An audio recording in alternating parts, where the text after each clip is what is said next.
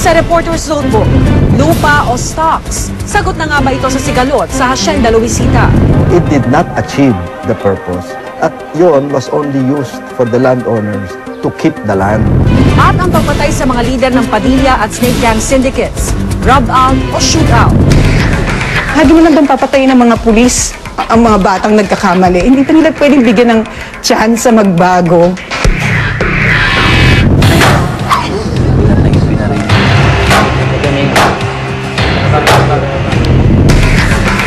Kamakailan naging laman ng mga balita ang pagkakatugi sa notorious na leader ng isang sindikato ng carnapping sa Kamaynilaan.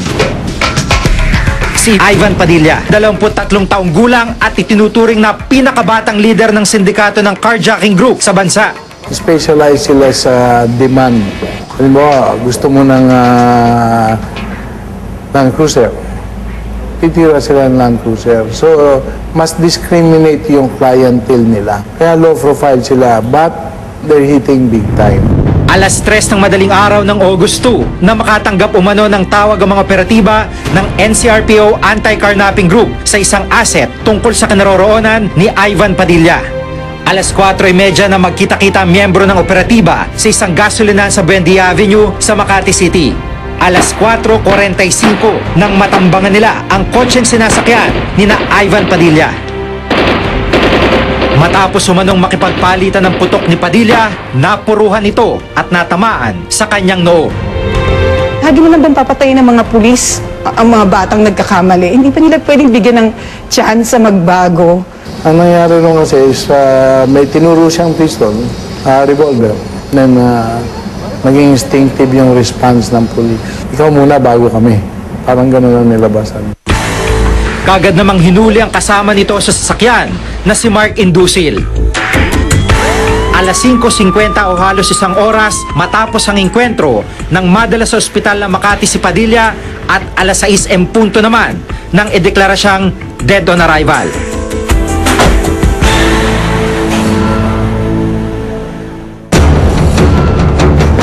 Gayunman, ipinagtataka ng isang forensic expert kung bakit hindi agad isinugod sa ospital si Ivan Padilla.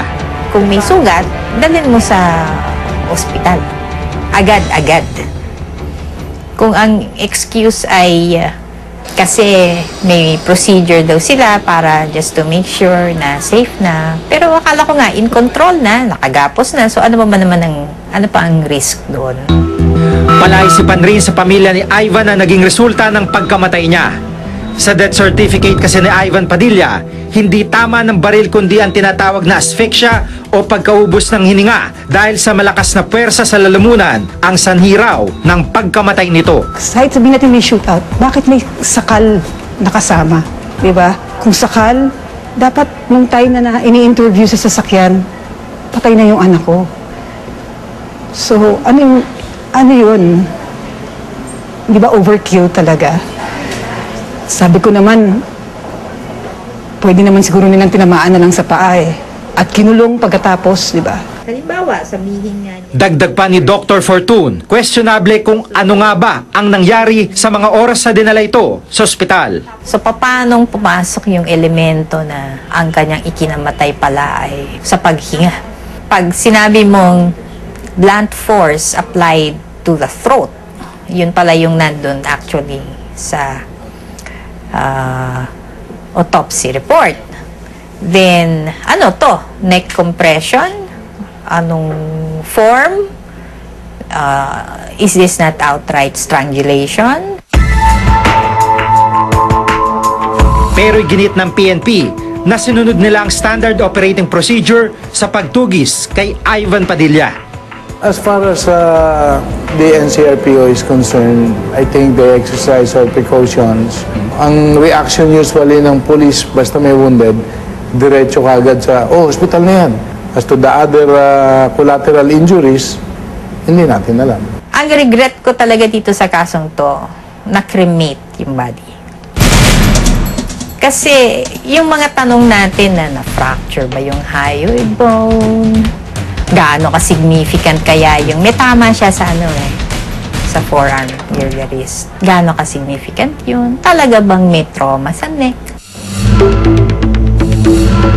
Gayunman, pinag-aaralan ng Commission on Human Rights kung nagkaroon nga ba ng paglabag sa karapatang pantao at irregularidad sa operasyon ng PNP.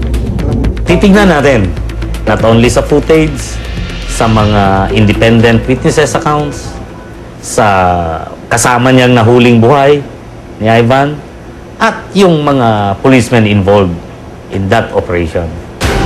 Sinuspindi muna sa kanilang pwesto, maging ang 15 kasama sa shootout at tigil din ang operasyon ng NCRPO Anti-Carnapping Group. Ang nakakalungkot, I think, nagiging insensitive na tayo. Kalos na tayo dito sa mga kaso na to.